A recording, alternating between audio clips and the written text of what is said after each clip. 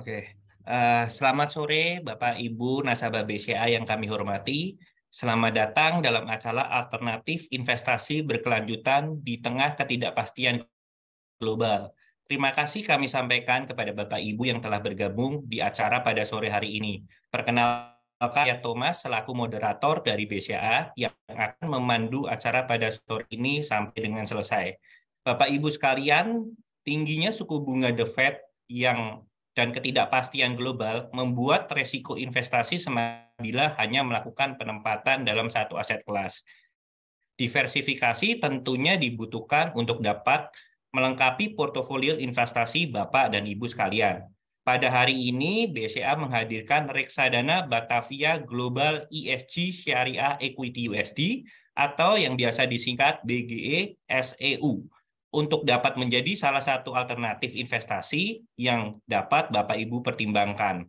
Seperti apa komposisi BGSU, keunggulan dan resikonya akan kita bahas lebih lanjut oleh Bapak Eri Kusnadi selaku Direktur Batavia Prosperindo Asset Management yang akan menjadi narasumber kita pada sore hari ini. Sebelum itu, saya mengundang Ibu Desi Natala selaku Senior Vice President Wealth Management BCA untuk memberikan sambutan sekaligus membuka acara pada hari ini. Kepada Ibu Desi, kami persilahkan. Yang terhormat Bapak dan Ibu nasabah BCA, kami atas nama PT Bank Sentral Asia Tbk mengucapkan terima kasih atas berkenannya Bapak dan Ibu sekalian menghadiri acara Wealth Inspiration Webinar pada sore hari ini dengan tema Alternatif Investasi Berkelanjutan di Tengah Ketidakpastian Global. Bapak dan Ibu yang kami hormati, pada meeting FOMC di bulan Juni 2023, The Fed menghentikan kenaikan suku bunga lebih lanjut yang ditujukan untuk meredam volatilitas ekonomi dan juga ekspektasi pasar. Data inflasi Amerika Serikat per bulan Mei 2023 turun ke 4% year on year dari sebelumnya di 4,9%. Walaupun turun, kondisi inflasi inti Amerika Serikat masih cenderung tinggi. Namun, ruang kenaikan suku bunga The Fed juga cenderung terbatas melihat potensi adanya resesi ke depannya. Di tengah ketidakpastian ekonomi global tersebut, sebagian besar investor cenderung mencari instrumen investasi yang mampu bertahan di berbagai kondisi ekonomi. Oleh karena itu, untuk memenuhi kebutuhan dari nasabah akan alternatif investasi, kami bekerja sama dengan manajer investasi PT Batavia Prosperindo Asset Management atau biasanya dikenal dengan BPAM, menghadirkan produk reksadana Batavia Global ESG Syariah Equity USD atau yang biasa disingkat dengan BGE SNU, di mana produk ini memiliki penempatan 80% ke saham emiten yang memiliki prinsip ESG dan syariah. Dalam peluncuran reksadana ini, BPAM juga bekerjasama dengan BlackRock sebagai salah satu perusahaan pengelola investasi terkemuka dan terbesar di dunia yang menjadi penasehat teknis dari BGE SLU ini. Sehingga produk BGE SLU ini dapat dipertimbangkan sebagai pilihan diversifikasi investasi bagi Bapak dan Ibu sekalian. Selengkapnya mengenai market dan strategi produk dari BGE SLU ini akan dibahas pada webinar sore hari. Kami berharap dapat memberikan insight dan solusi untuk mengoptimalkan investasi sesuai dengan kebutuhan investasi Bapak dan Ibu sekalian. Kami mengucapkan terima kasih atas perhatian dan kepercayaan Bapak dan Ibu kepada BCA. Selamat mengikuti webinar hari ini. Salam sehat dan sejahtera bagi kita semua. Terima kasih. Baik, terima kasih Bu Desi atas sambutannya. Tanpa berlama-lama, saya undang Bapak Eri. Selamat sore Pak Eri, apa kabar? Selamat sore Pak Thomas, kabar baik. Oke, terima kasih Pak Eri karena pada hari ini Bapak berkenan hadir untuk dapat sharing kepada kami mengenai reksadana BGESU. Sebelum kita bahas lebih mengenai BGESU nih Pak, kita punya pertanyaan terkait kondisi market, Pak. Soalnya kalau kita melihat di pemberitaan akhir-akhir ini banyak sekali masa yang memberitakan bahwa market Amerika dan Eropa itu mengalami turbulensi yang sangat kuat dikarenakan adanya kenaikan suku bunga dari The Fed yang terus-menerus. Nah, menurut Batavia dan Pak Eri, apakah boleh diberikan pandangannya terlebih dahulu terkait kondisi market terkini? Silakan Pak Eri, tempat dan waktu saya persilakan. Baik, terima kasih Pak Thomas. Terima kasih Bu Desi atas sambutannya dan undangan kepada kami untuk bisa hadir di hadapan Bapak Ibu sekalian nasabah BCA yang terhormat. Perkenalkan, nama saya Eri, saya dari Batavia. Pada kesempatan kali ini bersama dengan Pak Thomas ya, kita akan berbincang mengenai reksadana Batavia Global Syariah Equity US Dollar atau biasa disingkat BGCU, di strategi investasinya ini ke saham-saham global ya, Bapak Ibu sekalian. Nah tentunya pada saat kita berinvestasi, khususnya investasi saham, kita juga perlu mengetahui seperti yang tadi Pak Thomas sampaikan, kira-kira kondisi pasarnya sendiri seperti apa, kondisi perekonomiannya seperti apa. Karena kalau kita berbicara instrumen saham, sensitivitasnya itu terhadap pertumbuhan ekonomi. Nah, persis dan tepat sekali yang disampaikan oleh Pak Thomas tadi, gejolak sedang melanda negara-negara maju atau kekhawatiran sedang melanda negara-negara maju karena mereka memiliki tingkat inflasi yang cukup tinggi yang membuat harus dilawan dengan suku bunga yang juga tidak kalah tingginya. Nah, permasalahan dari suku bunga ini, Bapak Ibu sekalian, tentunya kita sama-sama sudah sering mendengarnya. Yang pertama, kelas untuk menginvestasikan tentunya ya, Bapak Ibu ya. Karena didiamkan saja ini lumayan. Yang kedua, bagi yang sudah memiliki exposure hutang, otomatis akan mengalami biaya bunga atau biaya utang yang lebih tinggi. Akibatnya, kalau misalkan itu perusahaan, labanya mungkin turun. Kalau itu individual atau perorangan, maka disposable income atau pendapatan yang bisa dibelanjakan jadi berkurang. Karena harus membayar bunga yang lebih tinggi, apalagi yang punya cicilan mortgage misalkan.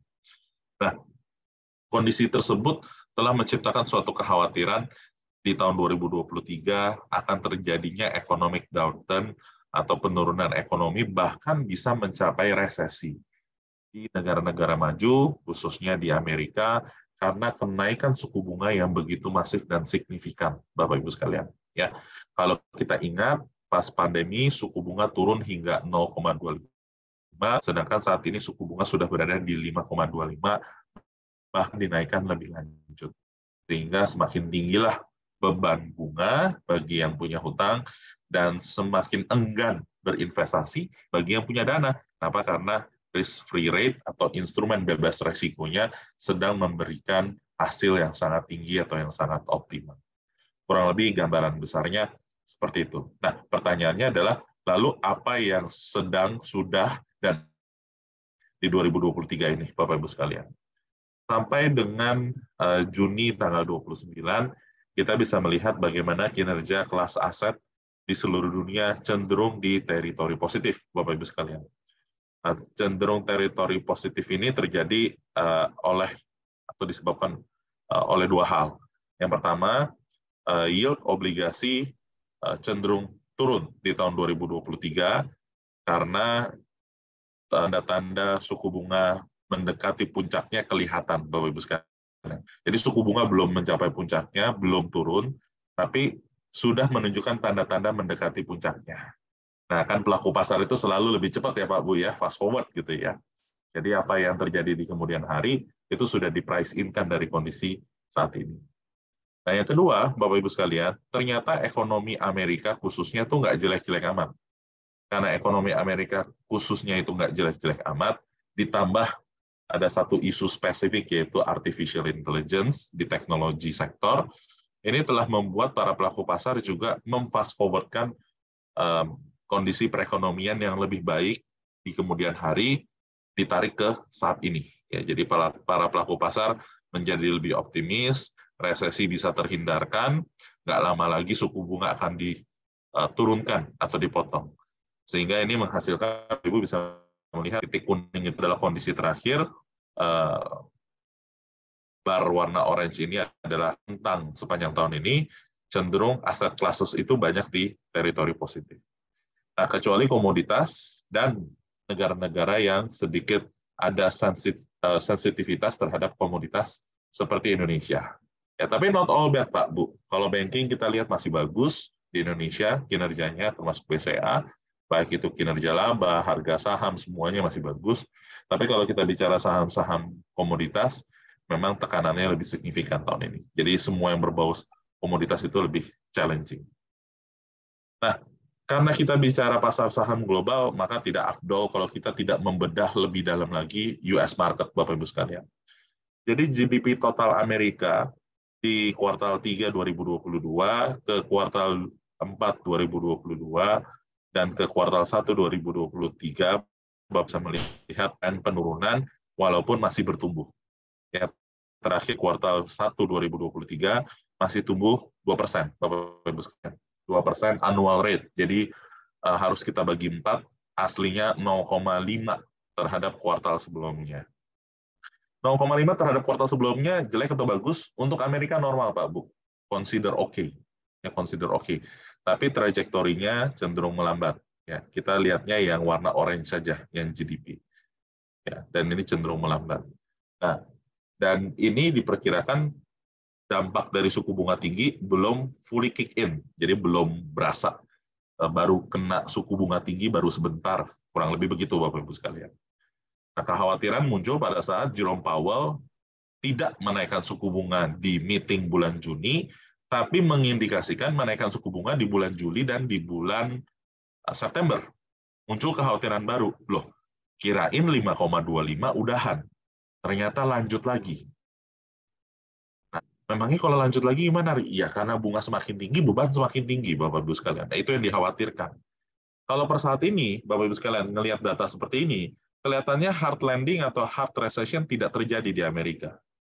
Tapi kan dengan asumsi suku bunga 5,25, yang itu pun belum fully kick in dampaknya. Kalau yang 5,25 saja belum fully kick in dampaknya, dinaikkan lagi ke 5,75 misalkan. Khawatiran bahwa yang tadinya kelihatannya seems oke, bisa jadi nanti nggak jadi oke lagi, Bapak-Ibu sekalian. Tapi sebelum kita bicara ke sana, kita lihat fenomenanya, Pak Bu. Negara yang lagi takut resesi, tapi bursa sahamnya malah terbang ke langit, gitu ya, Bapak-Ibu sekalian. Ada dua alasan, Bapak-Ibu sekalian. Ada dua alasan. Alasan yang pertama adalah teknologi, stocks yang menopang kenaikan tersebut. Ya, teknologi stocks yang menopang kenaikan tersebut, kita bisa melihat yang warna kuning ini Nasdaq, yang warna biru muda ini adalah S&P 500, dan lebih ditopang saham-saham teknologi. Dan yang warna biru di bawah ini adalah yang Dow Jones, yang saham teknologinya lebih sedikit bobotnya. Jadi kita melihat yang pertama alasannya lebih banyak ditopang oleh kenaikan di sektor teknologi yang di fuel ya Bapak Ibu sekalian, didorong oleh kira-kira suku bunga sudah mencapai puncaknya. Alasan yang kedua, memang ada sedikit kehebohan di tema artificial intelligence, di mana aplikasi dari AI ini semakin banyak, semakin luas, dan real, Bapak Ibu sekalian. Kalau kripto sama NFT, I'm sorry to say, kurang real, tapi AI lumayan real aplikasi. Jadi ini yang membuat Bapak Ibu sekalian ada suatu optimisme ataupun euforia di bursa saham Amerika saat ini. Suku bunga tahun depan akan diturunkan, hard recession kelihatannya bisa dihindarkan, dan AI kelihatannya ada mainan baru, kurang lebih seperti itu. Tapi kalau kita lihat datanya, Bapak-Ibu sekalian, inflasi itu masih sticky, terutama yang namanya core inflation. Core inflation ini artinya inflasi di luar energi, di luar bahan makanan yang harganya volatile. Ya, contohnya mungkin Bapak-Ibu sekalian terbang, hotel, beli mobil, ya ini masuk bagian dari core inflation, Bapak-Ibu sekalian. Nah, core inflation di Amerika saat ini di sekitar 5%-an. Lebih tinggi daripada headline inflation atau inflasi total di sekitar 4%. Artinya ekonomi masih running lumayan hot, Bapak-Ibu sekalian. Dan ini yang dikhawatirkan nantinya bisa menggerus kesehatan ekonomi di Amerika, sehingga The Fed merasa bahwa masih perlu menaikkan suku bunga lagi. Ya. Kalau di sebelah kiri, Ibu sekalian, ini breakdown inflasi di euro. Jadi Bapak lihat akibat sudah hilang, akibat makanan masih ada, non makanan dan non energi ini yang cukup kuat, ya, yang cukup kuat. Pattern yang mirip Bapak Ibu sekalian juga terjadi di Amerika. Jadi kita bisa lihat core inflation US yang warna orange, Bapak Ibu sekalian, ya, di sebelah kanan. Dan ini ditanggapi oleh The Fed, Bapak Ibu sekalian, tadi dengan menaikkan asumsi puncak suku bunga, yang tadinya asumsi puncaknya diperkirakan 5,25 di bulan Mei kemarin, asumsinya dinaikkan menjadi 5,75 puncaknya, yang diperkirakan akan tercapai di bulan September nanti. Ini kabar kurang mengenakannya. Kabar mengenakannya, Bapak Ibu sekalian, ternyata ekonomi Amerika lebih resilient. Sehingga di summary ekonomi projection bulan Maret, The Fed bilang ekonomi Amerika hanya tumbuh 0,4% sepanjang tahun. Sekarang revisi menjadi di bulan ini menjadi 1% sepanjang tahun. Jadi ekonomi is more resilient. Tapi bunga jadi lebih tinggi. Nah ini saling mengunci nih Pak Bu. Antara yang positif dan yang negatif, beritanya saling mengunci, menghasilkan suatu kondisi yang kadang-kadang suka disebut juga sebagai Goldilocks, Bapak Ibu sekalian. Ya, saling mengunci antara yang positif dan yang negatif, menghasilkan kondisi yang biasa-biasa saja, suam-suam kukuh, yang membuat para pelaku pasar ini mulai berani mengambil risiko juga. Contohnya di sektor teknologi dengan tema AI, Bapak Ibu sekalian, ya, dengan tema AI. Ini yang paling fantastis atau yang paling hebohnya lah, tapi nggak cuma itu saja, yang lain juga ada yang ikutan naik. Nah, suku bunga, Bapak Ibu sekalian, kalau kita bahas ya, jadi kalau suku bunga dinaikkan itu ada dampaknya nggak? Ada, Bapak Ibu sekalian. Jadi yang warna orange ini ada harga teori ya, Bapak Ibu sekalian ya. Tingkat suku bunga teori, di mana kalau suku bunga real itu di atas orange, maka ekonomi akan dibebani. Kalau suku bunga real di bawah yang warna orange, maka ekonomi sedang didorong, sedang dibantu. Nah, kita bisa melihat memang selama 15 tahun terakhir, suku bunga real di Amerika itu jauh di bawah dari suku bunga netral yang seharusnya. Jadi memang agak kurang sehat, Bapak Ibu sekalian. Agak terlalu banyak doping, terlalu banyak stimulus. Sehingga ini yang dilakukan oleh The Fed saat ini, mereka ingin menormalisasi kembali, Bapak Ibu sekalian, dengan cara menaikkan suku bunga sedikit lebih tinggi dan sedikit lebih lama, Bapak Ibu sekalian. Ya, jadi itu yang menjadi suatu kekhawatiran. Tapi kabar baiknya, Bapak Ibu sekalian, tadi ekonomi Amerikanya lumayan resilient. Ya, katanya hard recession atau yang terburuk bisa kita hindari. Kurang lebih seperti itu dulu, Pak Thomas, cerita dari marketnya. Oke, terima kasih Pak Eri atas penjelasan marketnya yang sangat komprehensif. Nah, kita mulai masuk nih untuk membedah fund yang punya kekasan dari Batavia ini, kan namanya Batavia Global ESG. Di situ ada kata-kata ESG, Bapak Ibu. Nah, ini kan yang menjadi kekasan fund yang akan kita launching pada hari ini. Nah, Pak Eri bisa sedikit paparkan apa sih itu sebenarnya ESG, apa keuntungan dan resikonya, dan kenapa sampai Batavia itu tertarik untuk membuat fund yang bertema ESG. Silakan Pak Eri. Baik, terima kasih Pak Thomas. Ini pertanyaan yang sangat menarik sekali. Jadi, Bapak Ibu sekalian, kita launchkan Batavia Global ESG di tahun 2021, tanggal 27 Januari, akan didistribusikan di BCA. Namun perjalanan ESG sendiri di Batavia sebenarnya sudah bermulai dari tahun 2014-2015 yang lalu. Pada saat kami menerapkan prinsip ESG Universe di proses investasi Batavia. Jadi seluruh saham, obligasi, dan time deposit itu sudah kita tambahkan filter tambahan yang namanya filter ESG. Ya, seluruhnya. Tapi ESG basic lah Pak Bu, ya, supaya kita nggak terlalu rigid parameter di internal kita. Tapi sudah kita consider di dalamnya. Kita pakai konsultan supaya ESG-nya ESG beneran, bukan ESG-ESG-an. Yang kedua, di tahun 2015 kita mengajukan diri ke United Nations for Principle Responsible Investment. Nah, jadi Principle for Responsible Investment. Jadi kita menandatangani statuta untuk melakukan pemilihan investasi secara bertanggung jawab. Ya. Nah, buah hasilnya Bapak Ibu sekalian adalah kita juga mengeluarkan reksadana khusus yang memiliki strategi ESG secara spesifik. Nah, sekarang pertanyaannya kan ESG itu sendiri sebenarnya apa sih gitu ya Bapak Ibu sekalian. Nah, ESG ini sebenarnya Bapak Ibu sekalian bagian ataupun keluarga besar sustainable investing, ya sustainable investing.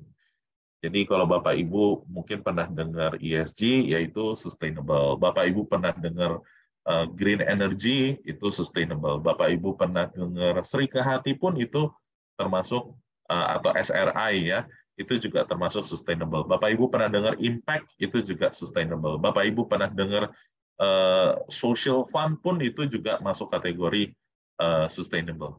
Nah, intinya sustainable itu adalah Bapak Ibu sekalian dunia semakin padat. Ya. Sumber daya terbatas dan jumlah penduduk banyak. Jadi bisa banyak friksi.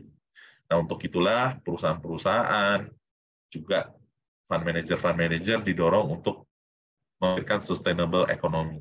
Ya, bagaimana cucu kita ini suatu hari nanti bisa menikmati bumi seperti kita menikmatinya hari ini. Ya, jadi apa sih yang menjadi indikator paling utama Bapak Ibu sekalian? Dua. Yang pertama adalah sumber daya alam terbatas. Yang kedua adalah bagaimana manusia dengan manusia lainnya berinteraksi. Karena dunia yang semakin padat, rawan friksi, rawan konflik, Bapak Ibu sekalian. Sederhananya, cerita mengenai sustainable seperti itu, Pak Bu. Nah, ESG ini merupakan salah satu tolak ukur atau salah satu filter yang paling banyak dipakai, yang paling banyak digunakan di seluruh dunia. Jadi dari seluruh keluarga sustainable, ESG itu yang paling banyak. Ya. Jadi ESG itu kepanjangan dari singkatannya yaitu Environmental, Social, dan Governance. Jadi setiap perusahaan itu, Bapak Ibu sekalian, dalam menjalankan kegiatan usahanya, mereka memperhatikan faktor lingkungan, seperti apakah input energi mereka ramah lingkungan atau tidak ramah lingkungan. Apakah mereka memiliki buangan polusi yang wajar atau yang berlebihan. Apakah usaha mereka menggunakan bahan-bahan alam yang suatu hari akan habis atau bahan-bahan alam yang masih bisa terus diproduksi. Nah, itu contoh aspek-aspek yang diperhatikan dari sebuah perusahaan yang memperhatikan aspek ESG bagian environmentalnya, Bapak Ibu. Yang kedua, yang bagian sosial, Bapak Ibu sekalian. Ini lebih mudah menganalisisnya, walaupun mungkin sedikit bingung juga cari parameternya, Bapak Ibu sekalian. Jadi di dalam menjalankan perusahaan ini menjalankan usahanya ataupun aktivitasnya. Perusahaan itu memperhatikan aspek sosial, mulai dari budaya kerja, lingkungan masyarakat sekitar, kesetaraan gender, kesetaraan hak, kesetaraan ras, kondisi pekerjaan, community relation, CSR, dan lain-lain, Bapak Ibu sekalian. Jadi ini faktor human-nya. Nggak cuma karyawan, tapi juga masyarakat. Jadi contohnya pelanggan, penduduk sekitar pabrik, pemberdayaan masyarakat sekitar. Nggak melulu mengenai CSR, Bapak Ibu sekalian, karena kalau CSR itu biasanya selalu eksternal, tapi juga talent management dan culture di dalam perusahaan.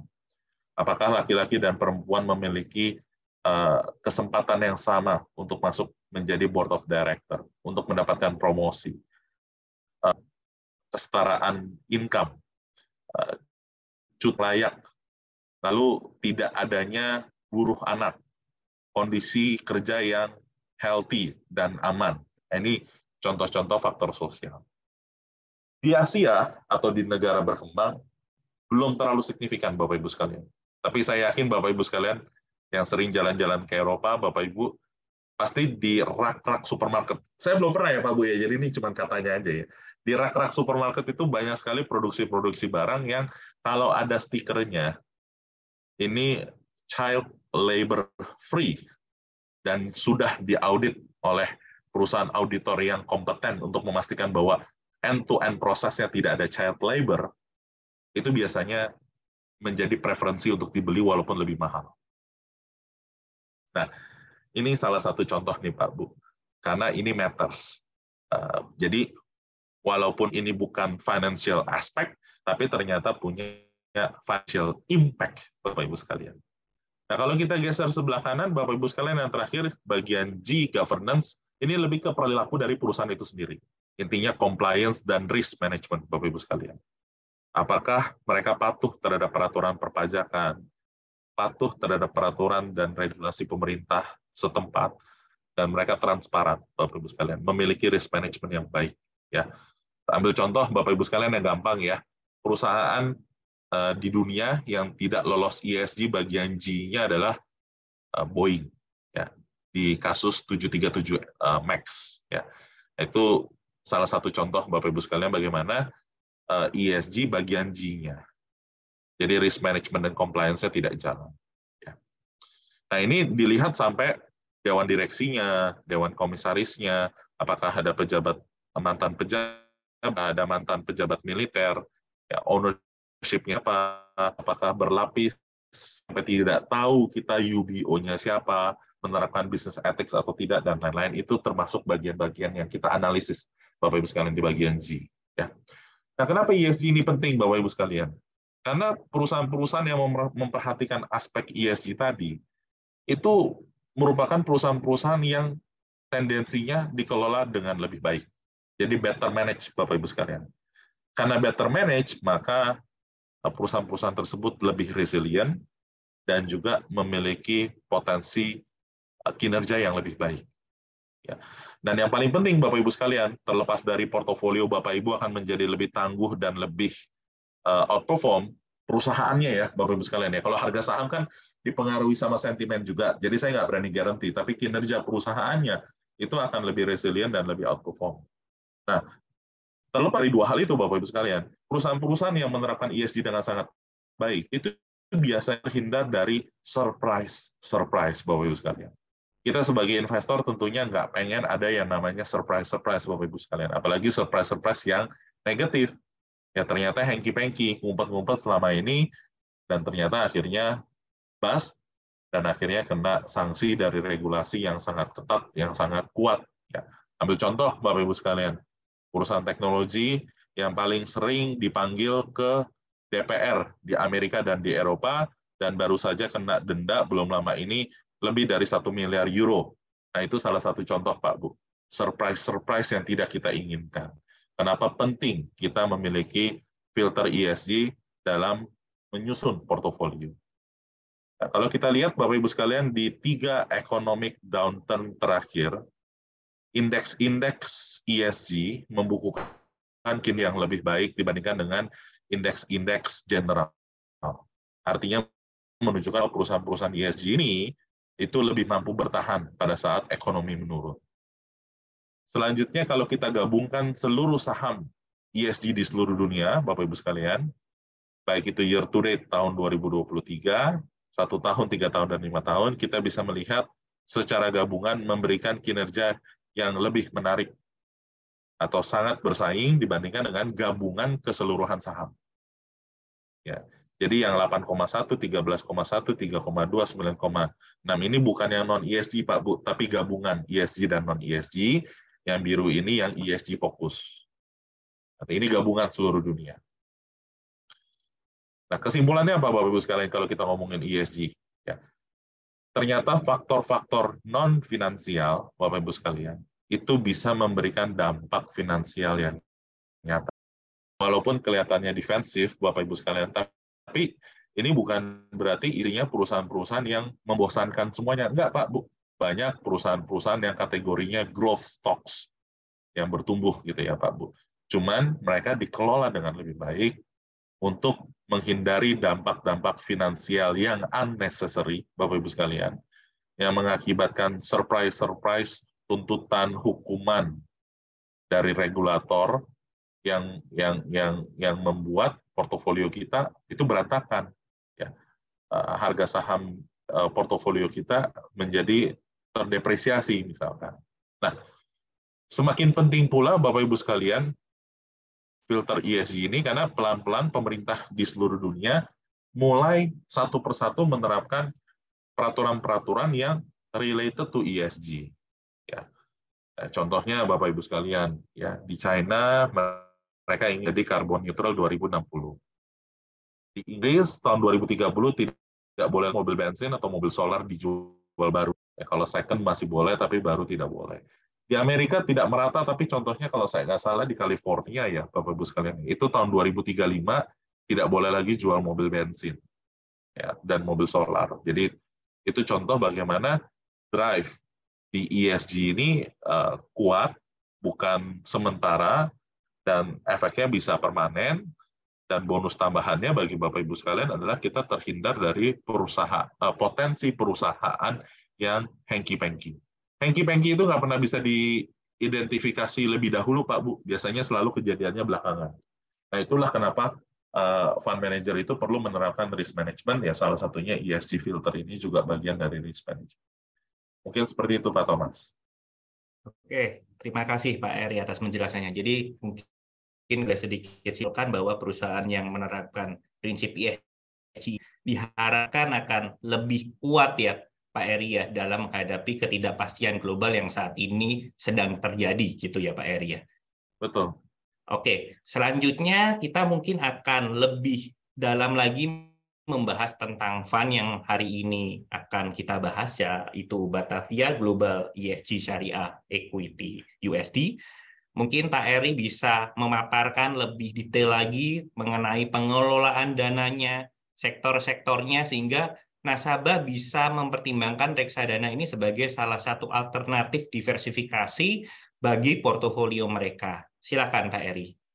Baik, terima kasih Pak Thomas.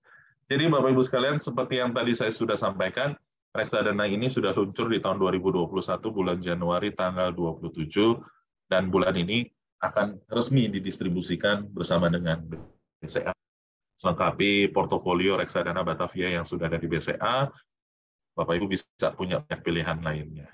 Jadi reksadana Batavia Global ESG Syariah Equity US Dollar ini merupakan satu-satunya reksadana offshore syariah yang menggunakan nama ESG, Pak Bu, di namanya. Nah, mungkin bagi sebagian Bapak Ibu sekalian yang sudah expert dalam dunia investasi, memangnya kalau ada nama ESG-nya kenapa, Ri, gitu ya. Nah, ini kalau sudah punya nama ESG, Pak Bu, minimal komitmennya tidak bisa setengah-setengah. Nah, begitu kita pasang nama ESG, di distributor kami seperti BCA, akan secara tegas dan jelas menanyakan ESG-nya di mana, ESG-nya pakai apa. Dan bahkan kami juga mengeluarkan ESG report, Bapak Ibu sekalian, sebulan sekali dari portofolio kita. Nanti kita jelaskan semua di slide-slide berikut. Jadi ESG di nama ini bukan hanya branding, Pak Bu, tapi menunjukkan komitmen dari kami bahwa fund ini benar-benar menerapkan ESG.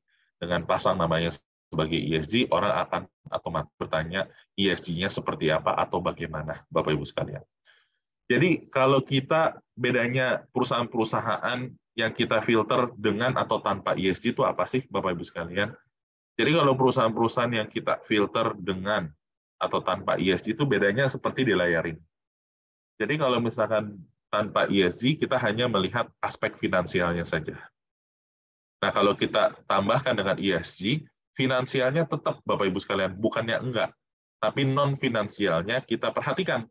Karena tadi non-finansial aspek seringkali bisa memberikan financial impact. Itu yang tidak kita inginkan. Sehingga bukan berarti kita hanya mementingkan perusahaan yang karyawannya happy, comply, tapi nggak ada growth. Enggak, Pak Bu. Jadi growth selection atau growth filter dan growth analysis-nya itu tetap, tapi ditambah lagi dengan ESG analysis.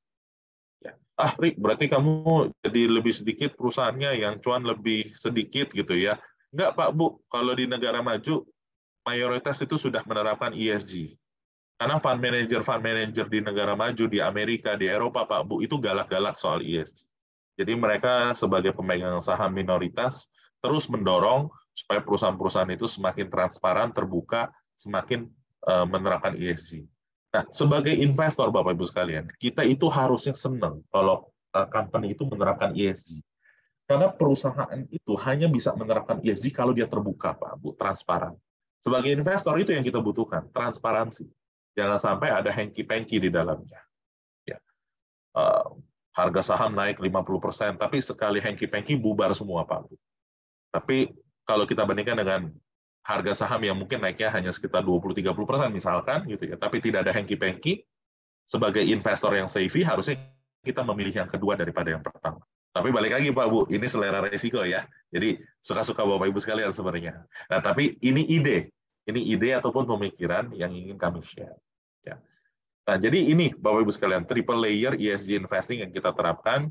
Jadi 9 sektor yang kontroversial dan masuk sebagai kategori pelanggar dari United Nations Global Compact, itu kita tidak masukkan. Gampang Pak Bu, ini pokoknya yang aneh-aneh udah pasti nggak masuk. Dari semua yang aneh-aneh ini, mungkin yang Bapak Ibu merasa agak abu-abu adalah thermal coal, ya batu bara. Ya, jadi kalau di ESG batu bara nggak masuk Pak Bu. Kalau 8 lainnya pasti nggak masuk, ya termasuk tobacco. Yang kedua kita pakai ESG rating Pak Bu dari MSCI. Jadi di dunia ini ada perusahaan-perusahaan yang kerjanya ngasih stempel Pak Bu, ngasih ranking. ESG score kamu berapa sih? Namanya MSCI salah satunya. Kita pakai yang MSCI. Jadi yang triple B ke atas kita bisa masuk, triple B ke bawah kita tidak bisa. Yang ketiga, Bapak Ibu sekalian, tema-tema yang menarik, sektor-sektor yang menarik, dan di sini kita memanfaatkan proses investasi dari partner kita, Pak Bu. Partner kita dalam mengelola reksadana ini yang namanya BlackRock. Ya. Jadi BlackRock membantu risk mitigation, cari growth driver, menganalisis social story yang relevan saat ini seperti apa, ESG transition yang dilakukan oleh perusahaan itu seperti apa. Ya. Nah, dari proses seleksi ESG dan syariah tadi, kita akan menghasilkan kumpulan perusahaan yang cash flow-nya kuat, level hutangnya rendah, dan juga menerapkan risk management yang lebih bagus. Nah, tadi saya sebut, ada mention, ada BlackRock. Siapa sih BlackRock, Bapak-Ibu sekalian? Nah, Batavia ini kan perusahaan manajer investasi lokal, Pak Bu. Kita tidak punya kantor di luar negeri. Sedangkan reksadana saham ini adalah reksadana saham global. Invest di saham-saham luar, saham-saham global. Kalau kami tidak menggandeng partner sama sekali, maka mungkin Bapak Ibu sekalian curiga, apakah sungguh benar nih si Eri dan kawan-kawan sanggup melakukan riset dan pemilihan saham sekompleks itu. Padahal kantornya cuma di Jakarta gitu ya Bapak Ibu sekalian. Nah, disinilah OJK membantu di penerbitan reksadana offshore syariah ini diberikanlah satu peran yang namanya technical advisor atau penasehat teknis yang bisa merupakan perusahaan-perusahaan aset manajemen global yang memiliki keahlian, sumber daya, dan riset yang mumpuni sesuai dengan bidang masing-masing yang kita cocokkan dengan strategi reksadana yang kita ingin luncurkan. Nah, kebetulan kalau kita bicara BlackRock, Bapak-Ibu sekalian, BlackRock ini adalah kalau tidak one of the largest ya.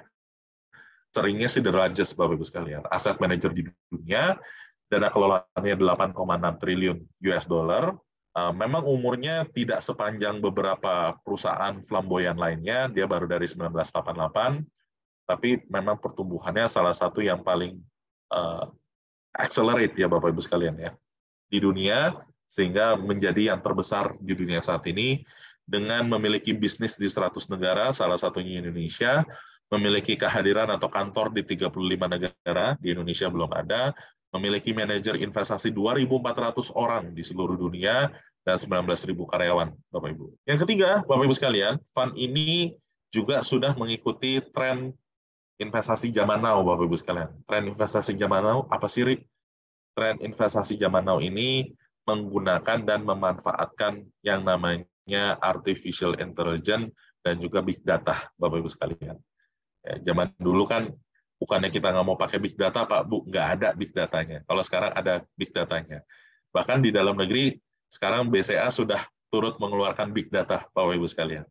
Ya, jadi ini memang tren investasi kekinian, ya, memanfaatkan kehadiran data yang begitu besarnya, yang begitu banyaknya untuk diolah, untuk memberikan insight tambahan kepada fund managers untuk membuat keputusan investasi terbaik.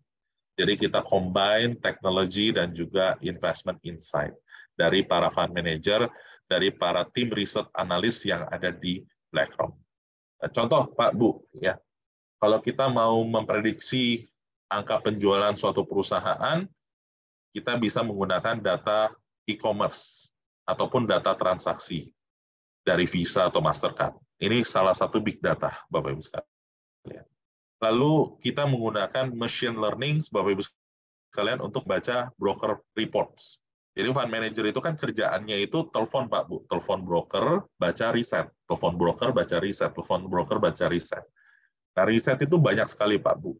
Nah, kita pakai mesin untuk membantu membaca. Kita tetap baca sebagian, kita tetap telepon sebagian. Tapi sisanya jangan sampai kita ada ketinggalan atau kelolosan, kita masukin ke suatu software, suatu program, dan mereka sudah punya algoritmnya sendiri untuk membaca kurang lebih keyword-keyword apa yang perlu diwaspadai dan menghasilkan suatu summary untuk membantu fund managers, Bapak Ibu sekalian.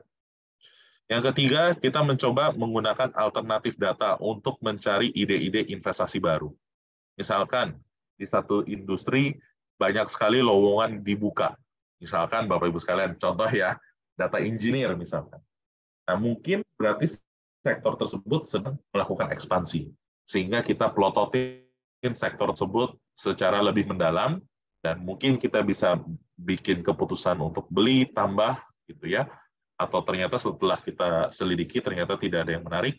Tapi seenggak-enggaknya Bapak Ibu sekalian, semua data yang ada di market itu kita alert-nya ada. Dan ternyata kalau misalkan ternyata benar mereka sedang melakukan ekspansi, otomatis industri tersebut berpotensi atau perusahaan-perusahaan di dalam sektor tersebut berpotensi untuk menghasilkan kinerja yang lebih baik karena sedang melakukan ekspansi.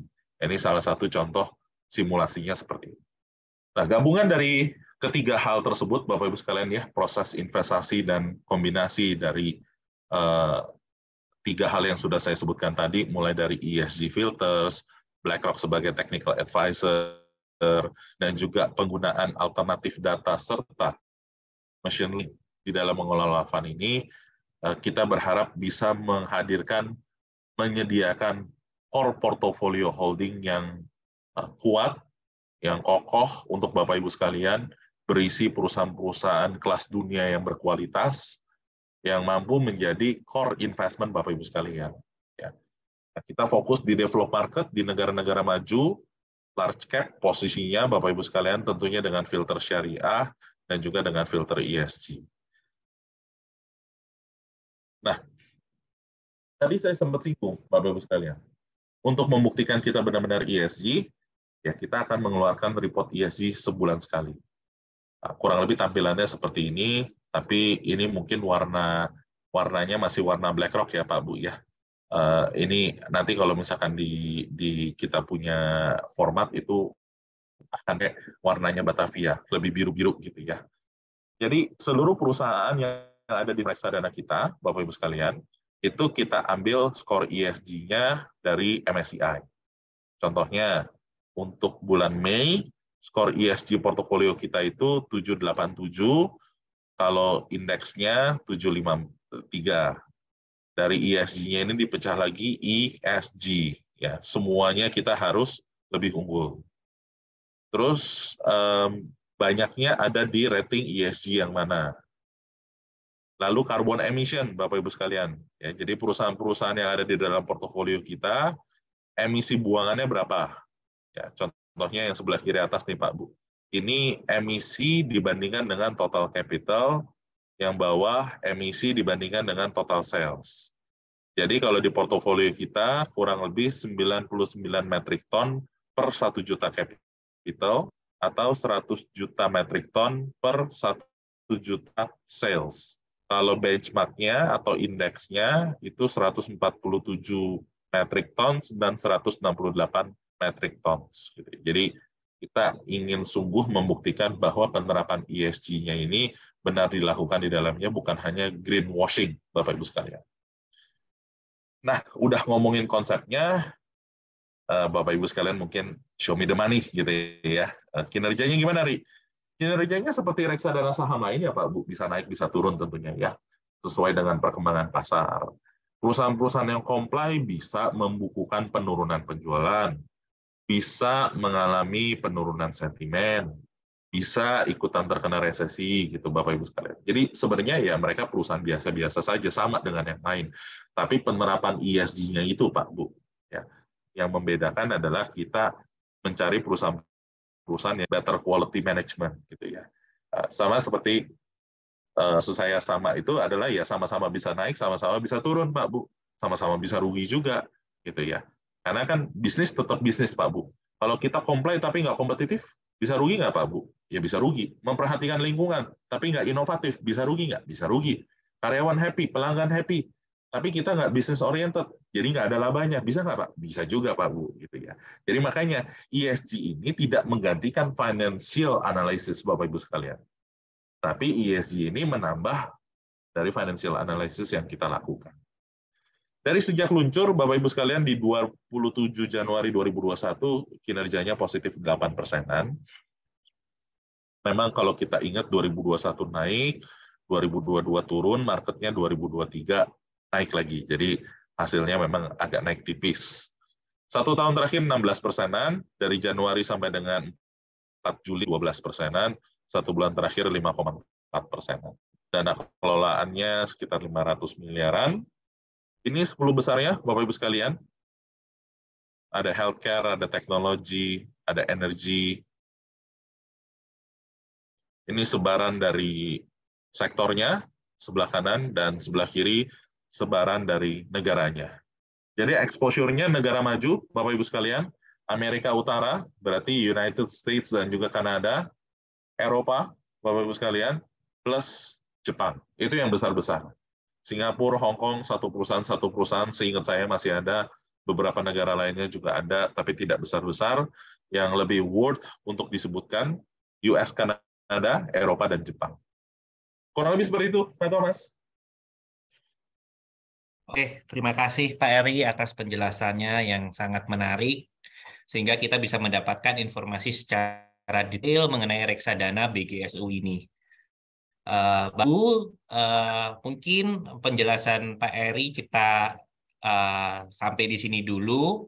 Saya ingin menyampaikan bahwa Bapak Ibu juga berkesempatan untuk mendapatkan cashback hingga 7,5 juta ya Bapak Ibu dengan minimum net subscription BGSU sebesar 50.000 US dollar.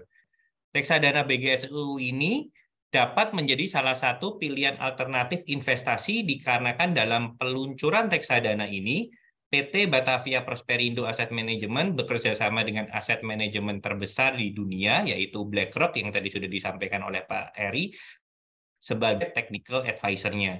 Menariknya, emiten untuk BGSU ini merupakan emiten yang berprinsip ESG, dan berdasarkan historis, emiten yang berprinsip ESG cukup resilient di tengah volatilitas ekonomi yang ada. Saya sembari summary mengenai produk Batavia Global ESG Syariah Equity USD atau yang kita sebut BGSU ya Pak Bapak Ibu ya.